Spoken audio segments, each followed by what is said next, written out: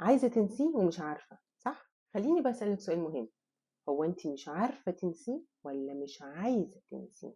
بتيجي لي واحدة بتقول لي يا مروة أنا حاولت أنساه وما عرفتش، مهم أوي أعرف منها هي فعلًا عايزة تنساه والّا مش عايزة تنساه وبتضحك على نفسها.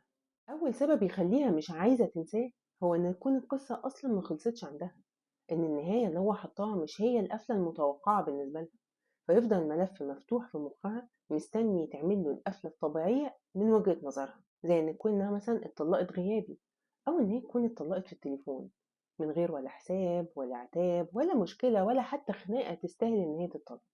تاني سبب إنها تكون واحشها الحالة، واحشها حالة إنها متجوزة، مش شرط يكون هو، ولكنه هو الوحيد اللي عاشت معاه تجربة الجواز، فتكون مش عايزة تنساه هو عشان مش عايزة تنسى حالة الجواز اللي هي مشتاقة لها، أو إن يكون واحشها بيتها، عفشها، ديكوراتها، بلد حتى اللي كانت عايشة فيها، كل ده واحشها عشان كده مش عايزة تنسى ده، أو يمكن الأمان المادي والاجتماعي والصحبة اللي هو كان مصدر رئيسي ليها. كل دي أسباب ممكن تخليكي مش عايزة تنسيه وانتي مش واخدة بالك، وتكوني بتعافري في رحلة انتي مسمياها تعافي وهي مش كده. قوليلي بقى لقيتي نفسك في أي سبب من الأسباب دي؟